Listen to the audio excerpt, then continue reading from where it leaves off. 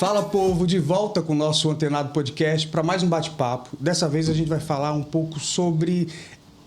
não deixa de ser vida, né? Mas a vida que começa ali quando a gente é criança, as influências, a família, as relações que acabam construindo ali, né? A nossa formação, a psicologia que está envolvida nisso tudo. E eu convidei para esse bate-papo uma psicóloga, por óbvio, né? É a Camille Silveira, com ela que a gente vai conversar, falar um pouco sobre esse começo de tudo, né? Que parece que define muita coisa, né, Camille? Tudo bom?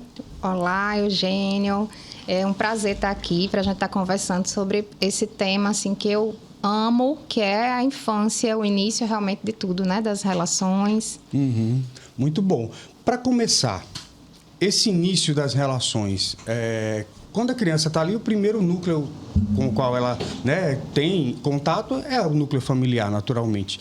E aí, qual a importância da família nesse momento dessa formação, né? Porque hoje a gente tem, principalmente, muitos estímulos, né? As crianças hoje são colocadas de frente a celular, aparelhos, jogos eletrônicos muito cedo, e isso muda. É bem diferente, talvez, da minha infância, que já tem um pouquinho mais de idade, que você que deve ser boizinha, né? Mas é diferente hoje, não é? Isso afeta... Com certeza, totalmente. Sempre, se a gente partir do princípio, assim, né, da ciência mesmo, a criança, ela aprende um espelho, né? Ela é uma esponjinha, ela não tem a base de dados dela quando ela nasce, a base de dados dela somos nós, né? Então, às vezes as pessoas falam assim, porque a culpa é dos pais. Não é sobre culpa, é sobre responsabilidade. A gente precisa ver que nós somos um espelho, que eles vão ali absorvendo as informações que a gente vai passando para eles. E né? às vezes é mais importante o que você faz para a criança do que você fala, né? Exatamente, porque o cérebro, ele registra muito mais o que ele está vendo para replicar, né? Tem até uma teoria dos neurônios espelhos, que eles vão ali replicando e vão assimilando, do que o que você está falando ali. É diferente. Então, não adianta muitas vezes a gente falando dessa coisa do celular, não adianta muitas vezes a gente estar dizendo para não usar ou para fazer o uso da tela desse jeito ou daquele outro, se a gente está ali replicando aquilo. Faço o que eu digo, não faço o que eu faço. Aí o pai está ali o dia inteiro no celular, não dá atenção para o filho. Bababá diz, você não pode usar o celular. Isso. Não dá, né? Isso, exatamente. E aí, nesse sentido, isso me lembra muito, estudando agora teoria, os behavioristas, né?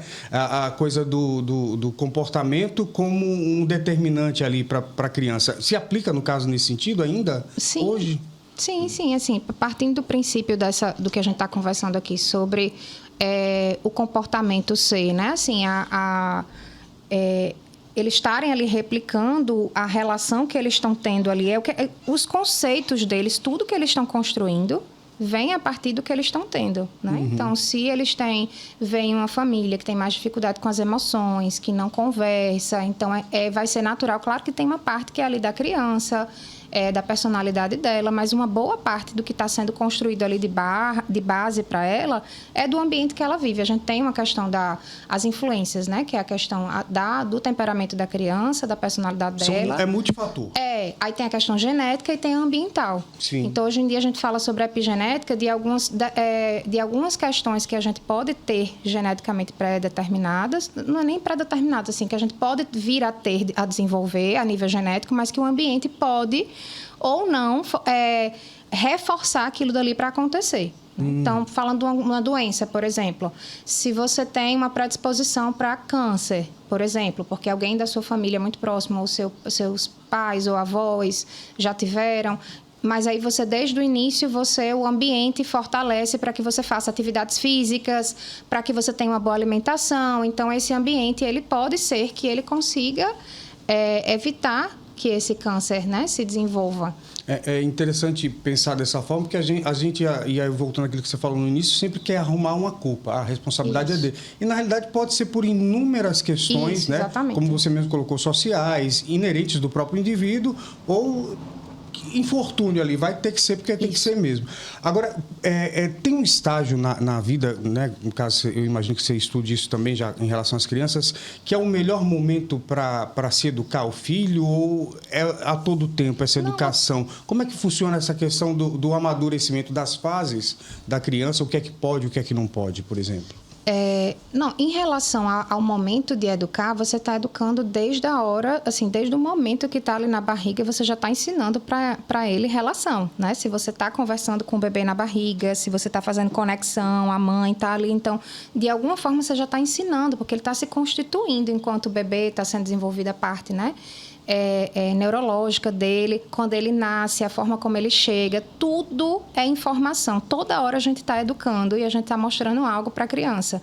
Por isso que eu falo muito que assim, não adianta, às vezes, a gente se preocupar com desenvolvimento, com marco de desenvolvimento, só com coisas lá para frente. Tipo, por exemplo, eu falo muito que a gente tem ouvido muito a questão da adolescência e eu entendo que é um momento, sim, mais vulnerável, que exige atenção, é um momento até quimicamente que assim, o cérebro ele fica mais... Tem as questões das mudanças hormonais, porém a gente precisa lembrar que vínculo, que relação, que é o maior fator de proteção, né? Que é a gente se sentir seguro, amado, aceito. Isso daí é uma coisa que é a base que todo ser humano precisa ter desde pequeno e que vai ser a base para várias outras coisas. Então, na hora que você... Um exemplo assim bem básico. É um bebê que você vai educar ele... Você quer educar ele, por exemplo, para ele entender sobre chegadas e partidas, sobre as limitações da mãe que precisa trabalhar, sobre como lidar com despedidas, com a mãe não poder estar... Você, desde da criança ali, bebê, você dar tchau, filho, mamãe vai... Ah, não, mas ele não entende, ele não está escutando. Sim, mas aquela informação, ela vai sendo repetida e ele vai construindo, ele vai entendendo que a mãe vai voltar em algum momento, mas que ela precisa trabalhar. É um processo cognitivo. Como quando a gente aprende alguma coisa, a gente começa a repetir até uma hora aquilo, né? Internalizar. Então, até internalizar. E é isso que, às vezes, eu sinto que os pais têm dificuldade, porque, às vezes, eles chegam para mim e dizem assim, Camila, eu fiz isso que você orientou a gente, mas não funcionou. Parece que é da hora para hora. Aí eu sempre digo assim, mas, gente, o que é funcionar? Né? Porque a gente vem de uma educação que a gente pensa que funcionar é quando a gente manda e a criança obedece. Porém, a gente está com uma geração, né, que eu, felizmente ou infelizmente, porque eu acho que eles estão ensinando muito para a gente também, Verdade. Eles estão sendo atravessados por inúmeras particularidades, né? São crianças que estão aí vindo de pandemia, em pleno desenvolvimento, por exemplo, crianças que estavam com marco de desenvolvimento, de aprender a ler e escrever, a se comunicar, a falar, se a sociabilizar. começar a socialização. Elas estavam dentro de uma casa, de um apartamento trancados, com medo, vivendo mortes, escutando o negócio de doença toda hora. A tecnologia, que é uma coisa muito nova, que os nossos cérebros estão se readaptando ali. A gente, como adulto, imagine eles. Né? Então, assim, é tudo muito novo. Então, a gente não pode querer educar a criança do mesmo jeito que a gente foi educado. A gente precisa honrar, claro, o que a gente recebeu, o que foi possível pelos nossos pais nos darem. Mas a gente precisa olhar o que eles precisam hoje. Então, é lá de trás. Não se ensina um adolescente a usar telas. A gente ensina, desde bebê, como é que você está usando o celular, né? Assim, eu lembro que se falava até na amamentação, às vezes a gente está lá, precisa resolver alguma coisa, está com a criança. Infelizmente, a gente, como mãe, tem 1000 coisas para fazer e vai ter momentos em que a gente vai, talvez, amamentar com o celular aqui. Mas isso é uma forma também da gente estar educando, a gente está mostrando que a tela está muito perto. Meu filho, por exemplo...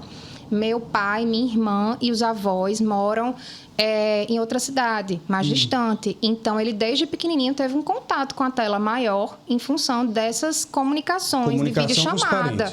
Meu avô, a gente estava em pandemia. Então, meu pai, por exemplo, via muito ele por videochamada. Ele bebê. Minha irmã, que é a madrinha dele, mora em São Paulo. Então, ela via muito também. Eu tenho família no exterior. Então...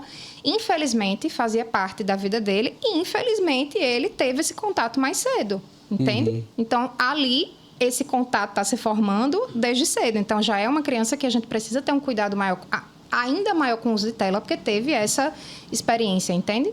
E aí eu te pergunto, já que você tocou nesse assunto da questão da tela, tem uma idade para...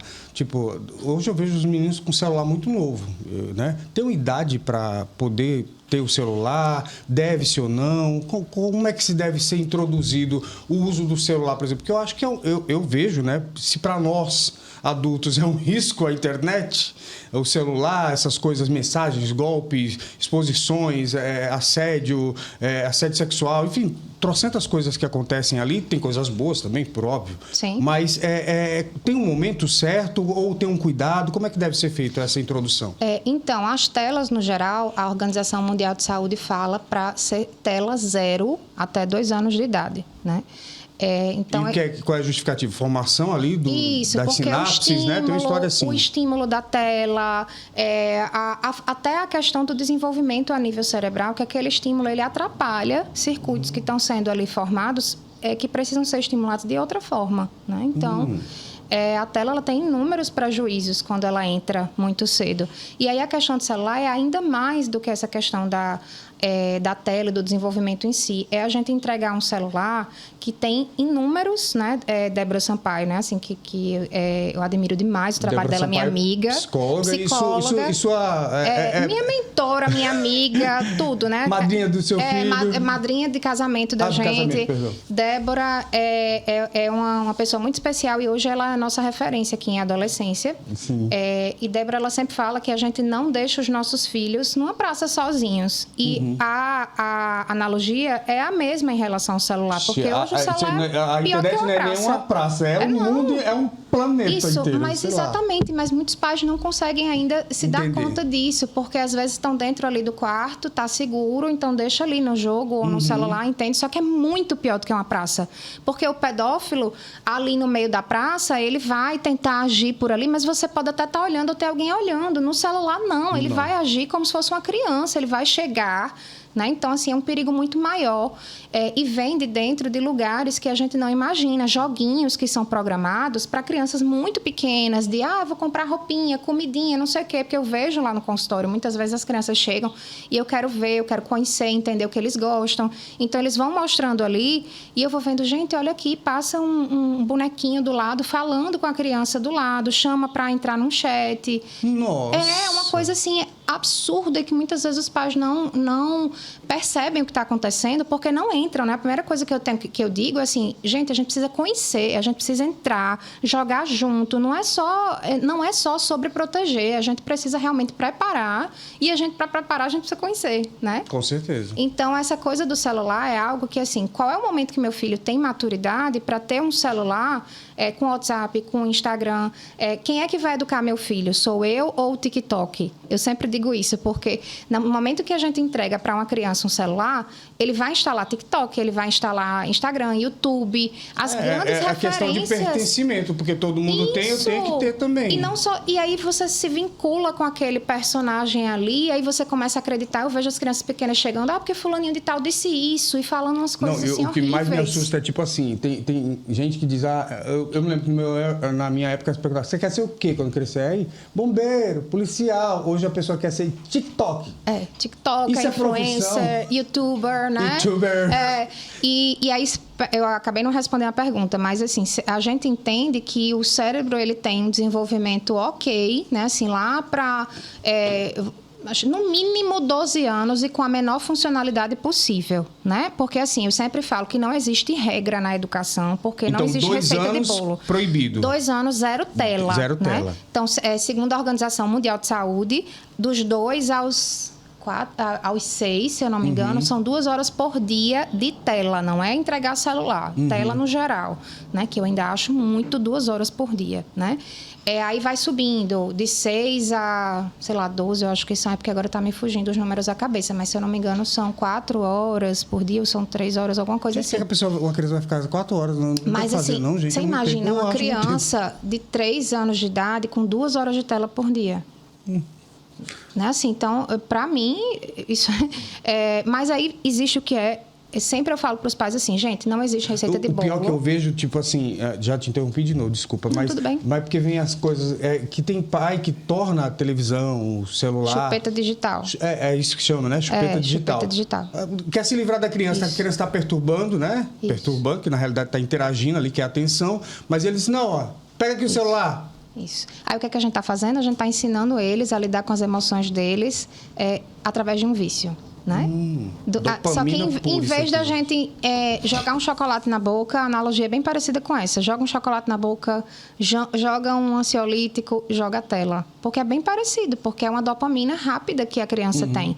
E aí ela deixa de construir, né? O cérebro ele vai se acostumando a deixar de se divertir com interações que precisam de uma construção, como, por exemplo, uma brincadeira de encaixe, que você vai construindo, criando, que você vai elaborando ali suas funções. Um monte de coisa que vai acontecendo no seu dia, construindo ali, conversando e tal, para só... porque é mais rápido. Agora, Camille, sabe uma coisa que eu fico pensando assim? Hoje em dia, esse tipo de informação em relação ao quanto isso faz mal, todo mundo tem. Mas por que as pessoas não usam essa informação?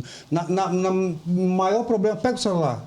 O que leva os pais a mesmo sabendo disso, ainda assim, estarem colocando seus filhos, né, com essa exposição toda? Pronto, era isso que eu ia falar até em relação à receita de bolo. Primeiro, porque tem um monte de guru da internet, cada um diz uma coisa, às vezes deixa as pessoas muito confusas, gente sem base, sem informação, sem preparo, que vai lá, teve 2 filhos e aí cria um Instagram e começa a divulgar informação de qualquer jeito, né? Eu vi muito isso. Tem gente famosíssima aí que quando você vai ver, a base do que a pessoa tem é nada, né? Para estar falando. Segundo, que parece ser uma coisa que é muito difícil, porque se a gente partir do princípio da ciência, tem algumas regras que são muito difíceis da gente adaptar. Só que aí o que é que eu observo enquanto profissional? Que a gente precisa integrar aquilo dali ao que é possível dentro da nossa realidade. Não dá para ser zero tela, como o caso que eu estava falando do meu filho. Não dá para ser zero tela, ele teve contato com a tela, então eu vou ter que ter um cuidado maior com isso. Mas ele teve um contato com a tela dirigido por você, supervisionado para uma utilidade específica. Tá, mas não deixa de ser uma exposição à tela. Um contato de algo que ele vai... Por exemplo, eu nunca ensinei ele, isso essa própria geração deles eles pegam muito rápido, mas provavelmente ele me viu várias vezes mexendo no celular. E ele, um dia desse, ele tem 4 anos, ele um dia desse pegou o celular, abriu o celular e botou no Spotify. Eu nem me lembro, assim, eu boto no Spotify, às vezes, quando a gente tá entrando no carro, eu boto no Spotify alguma musiquinha específica, sei lá, de inglês, alguma coisinha assim que ele pede, aí eu boto, mas eu não me lembro de estar em casa, na frente dele, do lado, ele vendo. Eu não sei como ele abriu o celular, achou lá os aplicativos, ele não mexe no meu celular, não entrega o celular para ele, e ele sozinho botou no Spotify numa música infantil. Assim, quando eu olhei, estava ali, né? Eu disse, filho, como você fez isso? Mãe, no Spotify. 4 anos, entende? Então, já existe algo para eles. Mas aí, o que acontece? A gente precisa realmente ter esse cuidado de que eles também já pegam com mais facilidade essas coisas, né? E aí, o que eu vejo também em relação aos pais é que tudo é tempo, tudo é muito corrido, a gente está sempre assim, preocupado com milhões de coisas que estão acontecendo, e aí a criança vai muitas vezes ficando ali no dia a dia pro lado. É porque é um menino muito trabalhoso, muito difícil, esse negócio de tempo de qualidade é uma coisa inatingível, né? A gente não consegue, e aí vai deixando e vai terceirizando, né? Com a vida corrida, a sobrecarga de informação, a quantidade de curso, de trabalho, né? E tem isso também que, às vezes, eu vejo os pais colocando, você falou em quantidade de curso de trabalho, dos pais, mas às vezes eles querem transferir isso para a criança. Tem criança que tem agenda que nem adulto tem, gente. A criança faz inglês, natação, balé, aí faz não sei o quê, sabe? A criança tem uma agenda que gente, ela é criança, quando é que ela vai brincar? 2 comuns, inglês, aí faz piano, faz não sei o quê. E assim, todas essas coisas são importantes. Não é que essas coisas não sejam estímulos positivos e tal. Tem muita coisa. O esporte é uma coisa muito importante, mas a gente precisa ter um cuidado com essa sobrecarga dessa agenda, porque ela fica sem tempo para respirar. E aí a justificativa mas se tiver em casa, vai ser... vai para a tela. Aí já, exatamente o que entra, porque dá trabalho educar. Porque dá trabalho você pensar num planejamento de a criança estar em casa e você estabelecer regras para a pessoa, para o cuidador que fica ou para você mesmo ter que lidar com a criança. Mas essa é a nossa realidade. É difícil? Exige tempo? Exige. Mas aí, o que você quer para a saúde mental? Eu vou tirar da tela, mas vou deixar ela ansiosa. Gente... E aí ele vai aprender a lidar com a ansiedade. E aí vai ter uma hora, e criança, ela é naturalmente muito criativa. Né? Lá em casa eu vejo que às vezes assim, fica no nada e ele sai pegando um pedaço de papelão de uma caixa que chegou de alguma coisa e daqui a pouco está criando uma nave. pega o controle remoto e daqui a pouco vira um celular. Então, eles... É natural. Essa ludicidade da criança é que faz ela, né? Essa criatividade. Eles têm um potencial enorme para muitas coisas. E, assim, às vezes, é só a gente deixar fazer uma caixa lúdica com coisas diferentes. Tem uma regra ou uma dica que eu acho bem bacana.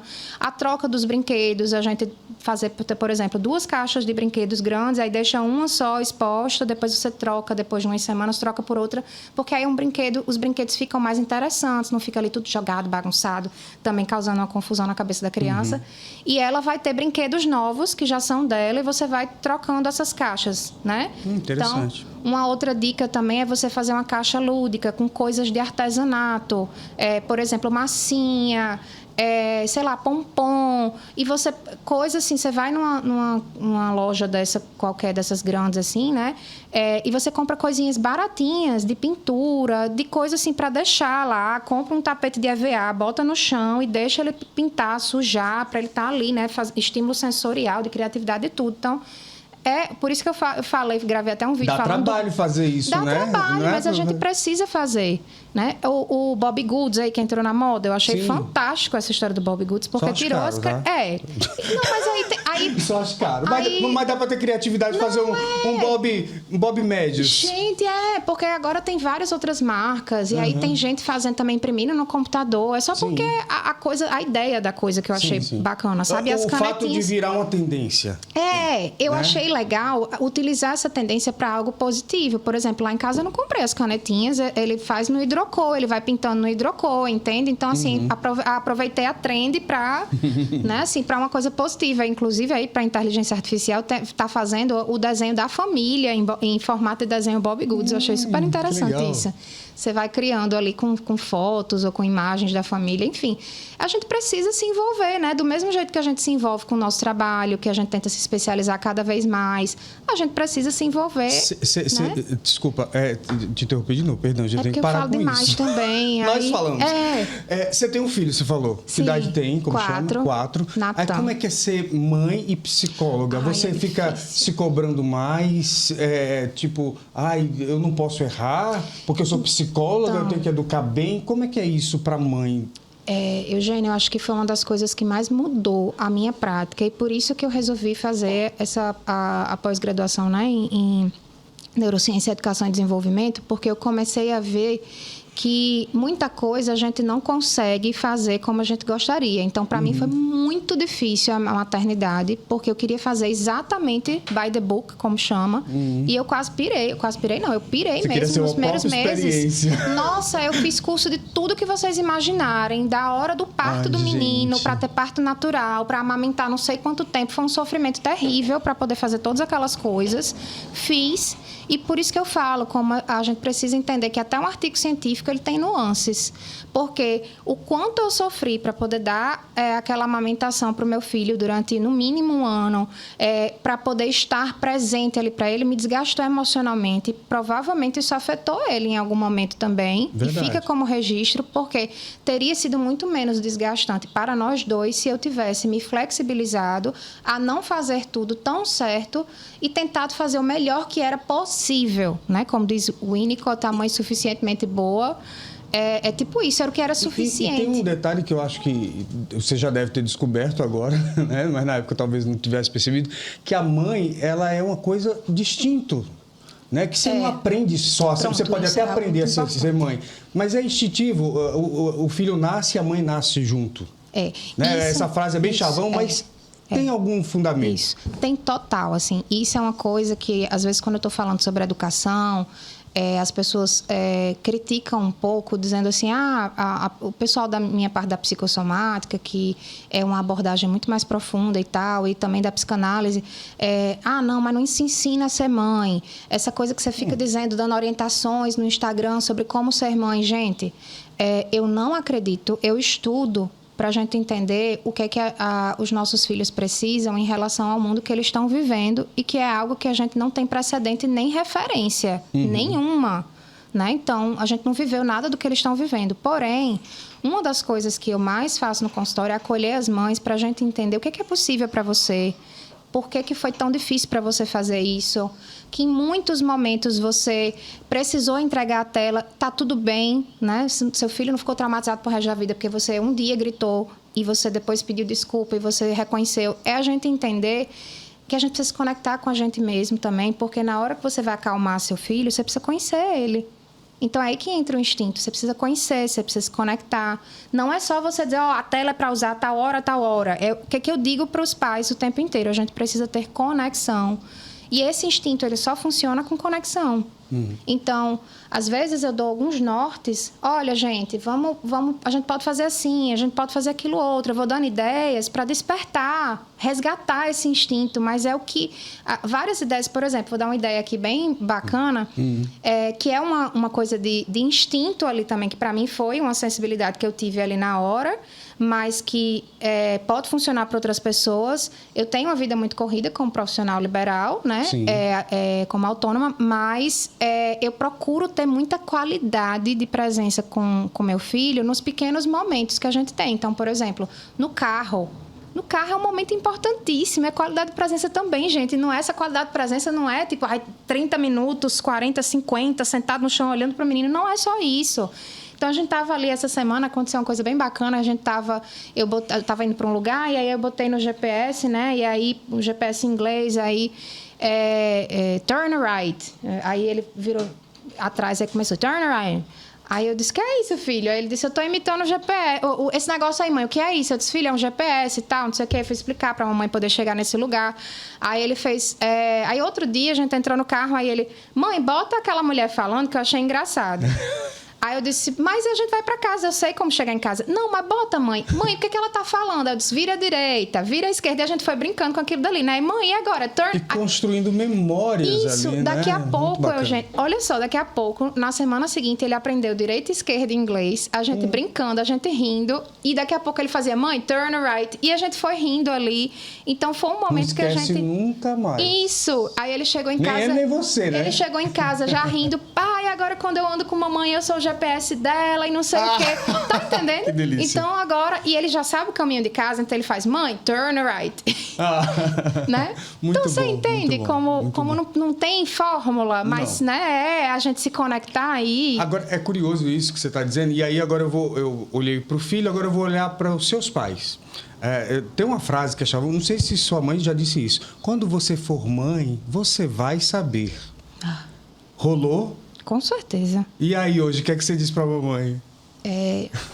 Vixe, essa pergunta é complicada, viu? Ela, inclusive, quando eu tinha podcast, ela veio e foi tenso, porque algumas coisas... Tenso, não, né? tenso. Muito do que a gente das cobranças que a gente se faz, tem a relação com os pais e vão ter em relação aos filhos, né? Porque é o ciclo. É muito mais difícil do que a gente imagina que deva ser, né? Porém, eu acho que eu tenho também foi assim, né?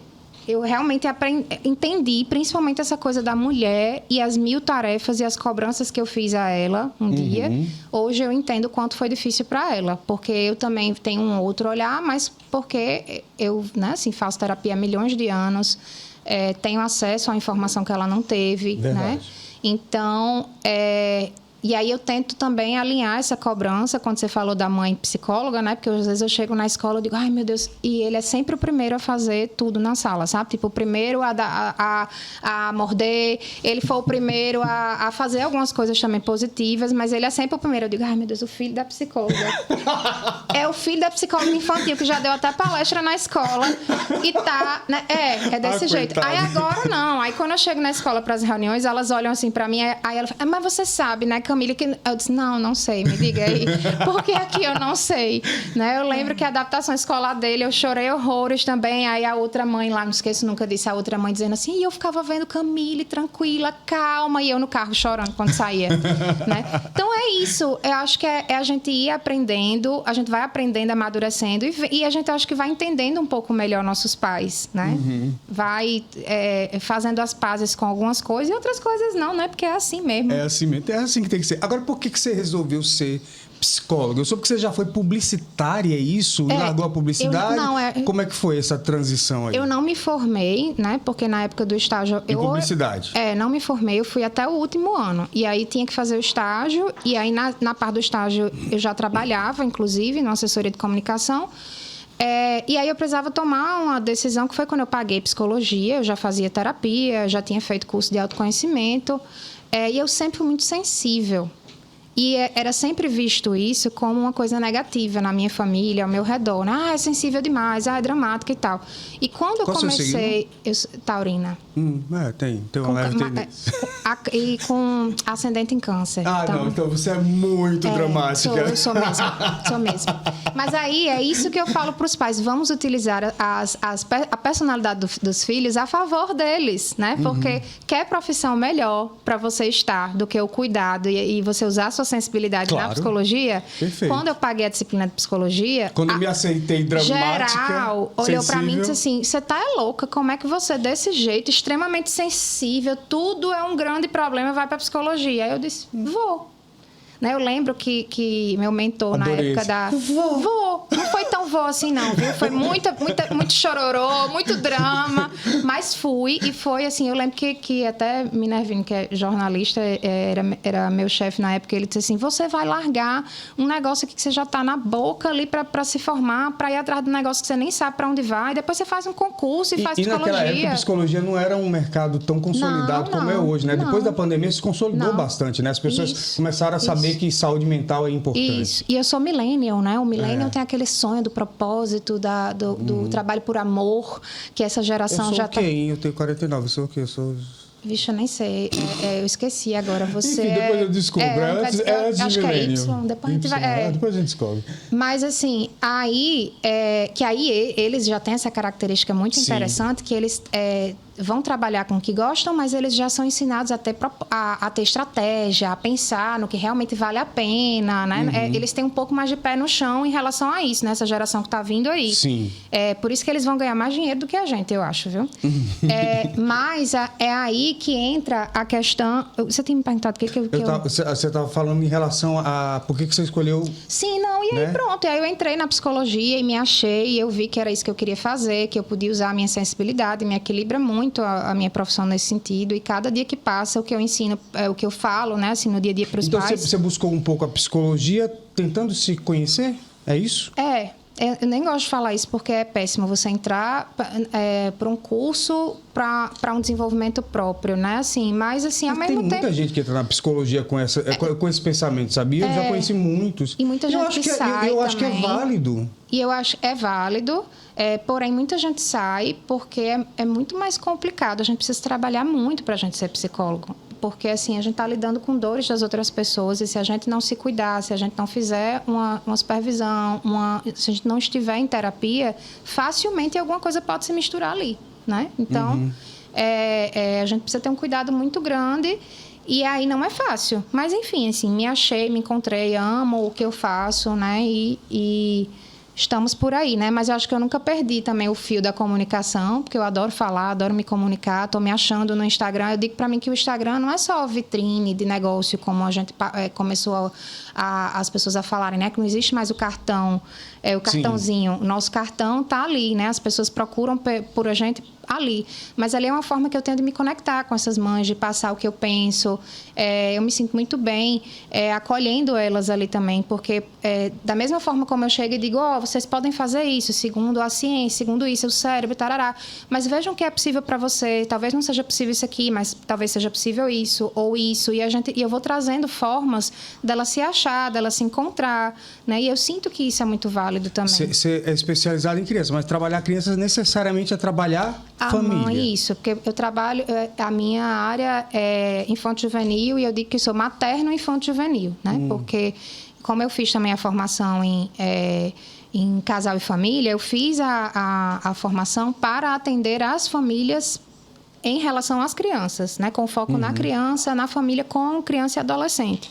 Então, hoje eu entendo que os pais precisam muito desse suporte, que não adianta a gente estar só por aí apontando o dedo e dizer, a culpa é sua, você que é desconectado, você que é louco, isso, não sei o quê.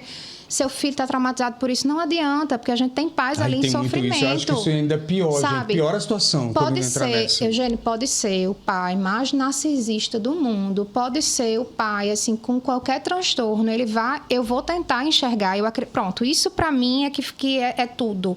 Eu acredito no potencial de uma psicologia em que a gente possa olhar para os nossos filhos e para as pessoas, não só pelas limitações delas. O fulaninho, ele tem ansiedade nisso, ele não, só tira nota baixa em matemática. Tá, mas e as outras notas que ele tira boa? Vamos tentar desenvolver a autoestima dessa criança através dessas potencialidades dela, e aí ela vai ter uma capacidade maior de se desenvolver para a matemática, porque ela vai se sentir mais segura, mas a gente só foca na matemática, e com os pais é do mesmo jeito. Chega um pai no consultório que às vezes tem uma dificuldade... que a criança não tem nada de positivo. E aí com eles também, né? Porque eu lembro de passar por supervisores que aterrorizavam a gente. Olha, você tem que dizer, esse pai é terrível, esse pai você não vai tirar nada dele.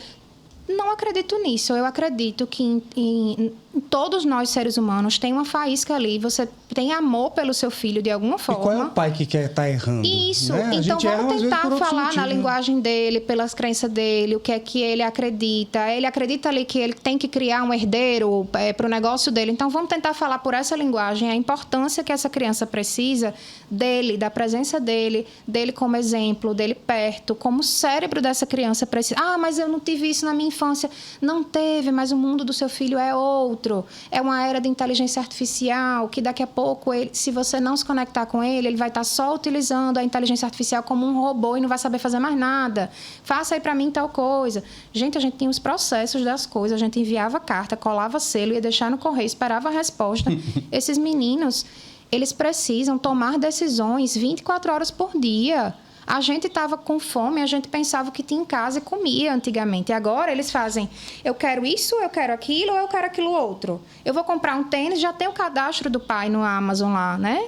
Bonitinho, aperta o botão, o tênis chega no outro dia. Entende? Então, assim, a gente precisa preparar eles para tomar essas decisões. Precisa preparar eles para pensar com a inteligência artificial. A gente precisa aprender a pensar com a inteligência artificial. Né? Então, é um mundo, a gente está vivendo uma revolução silenciosa, né? Eu costumo dizer. Eu já começo a achar barulhenta demais essa revolução, para falar a verdade, porque é tudo muito rápido, né? Eu sou de uma geração, nossa, que eu até um dia desse eu ainda tinha fita cassete, hoje, né, rádio, enfim, tudo mudou muito rápido, né? E continua numa velocidade enorme. O que vem por aí em relação a IA é muita coisa, né? É muito acelerado. Robótica, enfim, eu acho que a gente vocês vão ter muito trabalho. Vamos, já estamos tendo porque muito no final trabalho. das contas, o que é que está acontecendo? A gente está diminuindo, graças a essa informatização toda, aquelas atividades repetitivas, braçais, né? Você vai ter robô daqui a pouco fazendo cirurgia e tal. E aí a gente vai fazer o quê? Nós, seres humanos. Vamos fazer o quê das nossas vidas, além de cuidar dos nossos traumas? Né? Pois é, e aí como é que essas crianças vão se desenvolver a nível cerebral, né? Assim, como é que vai ser o desenvolvimento delas a partir de agora? O cérebro humano era desenvolvido, os estudos mostram, né, até os 21 anos. Então, assim, e agora? Já está começando a sair pesquisas da influência de tudo isso para eles, né? Assim, a gente está vivendo aí uma geração que é a primeira que está com a inteligência, o nível de inteligência menor, né? Assim, antes, a vida inteira a gente via, em termos de base, que eles iam crescendo o nível de inteligência, né? E você agora fala parece esses testes de coeficiente de inteligência? Porque não se usa mais o QI, porque o QI ele usa o QI ele não usa a inteligência emocional como base, né? Então, a gente está vivendo... Sempre existia nas pesquisas dados de desenvolvimento do nível de inteligência das crianças. E pela primeira vez está aparecendo uma queda nesse nível. Né? Então, a gente tem uma geração que é como se ela estivesse começando a se estagnar. E aí eu digo que é silenciosa do parte da parentalidade. Por quê? Muitos de nós, pais, não estão percebendo que isso está acontecendo. Então, as crianças estão ficando mais ansiosas, estão ficando realmente... Tem diagnóstico de transtornos acontecendo. Agora, você não acha que tem muito excesso de diagnóstico também? Não, é um outro fenômeno? Com certeza, até porque como virou hoje parece que todo mundo tem um problema e faz questão de dizer, tem TDAH, tem isso, tem aquilo. Isso. Gourmetizou o diagnóstico. Você até perguntou, tinha me perguntado antes da gente começar nessa história do diagnóstico, e antes da psicologia no início, antes era feio ter um diagnóstico, então as pessoas escondiam. Né? Porém, hoje já é o contrário. Parece assim, eles já chegam no consultório dizendo assim: Camila, eu tenho tal coisa. eu vi na internet que eu tenho tal coisa. Eu perguntei para a inteligência artificial, ela disse que eu tenho tal coisa. E aí os pais fazem, então é por isso, vamos lá no psiquiatra. Aí o psiquiatra, né, assim, a maioria dos psiquiatras, hoje em dia, assim, aqui em Natal mesmo, poucos têm formação para a infância. É muito difícil, né? Porque é uma área muito nova, as pessoas nem procuravam antes. Agora é que está começando a procurar, todo mundo procurar, porque todo mundo quer uma resposta rápida, né? A gente entende que você mudar a forma, qualquer sintoma, ele leva um tempo para o cérebro, para a pessoa se organizar, para a família, para tudo. E as pessoas não, elas querem para ontem. Então, virou uma coisa de status, às vezes, ou virou uma coisa que é mais fácil lidar com a criança. Se ela tiver um diagnóstico, ela vai ter uma prova adaptada, então vamos colocar ali. E aí, esse excesso de diagnóstico TDAH. Eu fico louca quando as pessoas dizem que é tudo balela, porque nem é tudo balela, nem é do nível que tá sendo. Primeiro que não é balela, porque a gente tem uma hiperestimulação acontecendo, então é natural que que os cérebros deles, a agitação, a ansiedade, pode ser que venha a surgir modificações. A gente tem também questões genéticas, o TDAH é muito genético, mais do que ambiental. Então, tem gente aí que vai desenvolver o TDAH, porque tem alguém na família que nunca foi diagnosticado. Porém, existe, para a gente fazer, só para você ter noção, para a gente fazer um diagnóstico correto de TDAH, a criança tem que estar sem uso de tela total, né, durante uma quantidade de dias. A criança precisa estar num ambiente minimamente equilibrado, porque, assim, qualquer coisa, uma ansiedade, pode virar um diagnóstico de TDAH, um teste que seja corrigido. O melhor teste hoje é o teste clínico. Então, se a criança ela pode estar agitada, ela pode não estar dormindo direito, ela pode estar estressada, ela pode estar 1 milhão de coisas e o teste vai dar TDAH. E o seu teste, a sua visão clínica vai dar TDAH, entendeu? Entendi. Então, qualquer coisa virou TDAH. Porém, ao mesmo tempo, tem sim TDAH. Existe TDAH. Eu, inclusive, tenho diagnóstico de TDAH. Mas para eu fazer esse diagnóstico, eu passei anos em terapia. Depois, eu passei por 3 psiquiatras para poder ter certeza que era TDAH realmente, porque eu disse, não, isso pode ser tal coisa. Eu me organizei de todas as formas, refiz vários testes, fiz várias avaliações e nunca cheguei no consultório do psiquiatra dizendo, eu acho que eu tenho TDAH. Eu disse, eu quero uma avaliação, porque eu sinto isso, isso e isso. E aí descobri que tinha realmente o TDAH. Depois do 3º psiquiatra, eu aceitei. Porque a gente também... Fui convencida. E hoje convivo muito bem com isso. Né? Assim, eu também descobri tardiamente. Eu fui super convencido, porque eu sempre realmente... gente, sou eu. Mas pois assim, eu acho que é possível, né? Mas também acho que o excesso... Eu concordo plenamente com o que você falou aí. Camille, estamos chegando para os finalmente... Aí minha pergunta final para você antes... a gente vai cantar, tá? Você escolheu uma música, depois quer saber por que dessa música. Mas a pergunta final é... Quando você pensa assim, eu deixei um legado, o que é que você imagina que as pessoas vão pensar sobre você? Ou o que é que você gostaria que elas pensassem sobre você? Eugênio, eu acho que é isso. Assim, como eu entrei na psicologia através de relações, né? Com essas pessoas que eu falei, com 2 psicólogas... para mim, elas foram muito importantes e eu Débora, acredito... E Rayane, né? São 2 pessoas que foram muito importantes para mim e foi através de relações que eu me tornei a pessoa que eu sou hoje, né? De amigos e tudo. E eu gostaria de deixar esse legado de relações, de mostrar para as pessoas que as relações, elas curam. Eu nem gosto dessa palavra curar, né? Mas elas transformam. Né? Então, eu gostaria que as pessoas me vissem não só como profissional, mas como mãe, como pessoa, o ser humano mesmo, como uma pessoa que acredita nas relações, que acredita nas pessoas, que acredita no melhor que existe em cada um. Então, hoje, como psicóloga, como mãe, como tudo, eu acredito, sim, que as pessoas possam me olhar como alguém que vê o melhor que existe nelas, né? E não...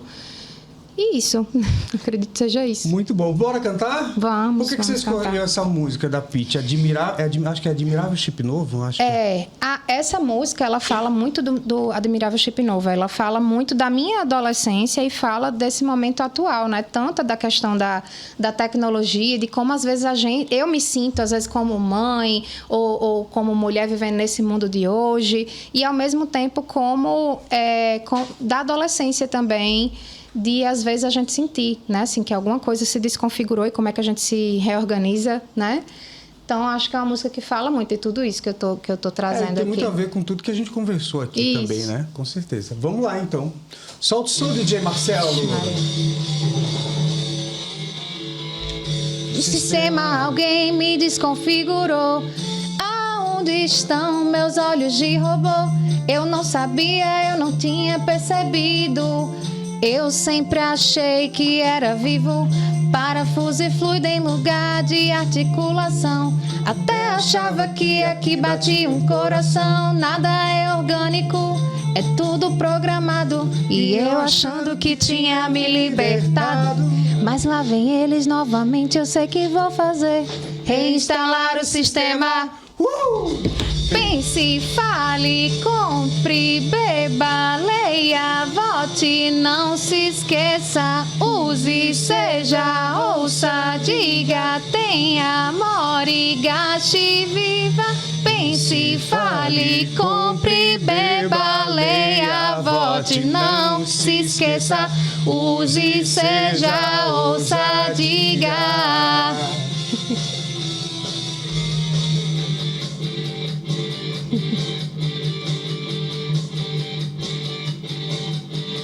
Não, senhor, sim, senhor. Não, senhor, sim, senhor. Não, senhor, sim, senhor. Parece muito aquela coisa, né, da indústria, da gente sendo um objeto programado e tal. Eu gosto muito dessa música e acho muito massa a mensagem que ela passa. Camille, muito obrigado. Obrigada a você, Eugênio. Amei, adorei. Eu adorei. Adorei, obrigada. Gente, obrigado a vocês. A gente volta no próximo Antenado Podcast. Aonde estão meus olhos de robô? Não sei, nem quero.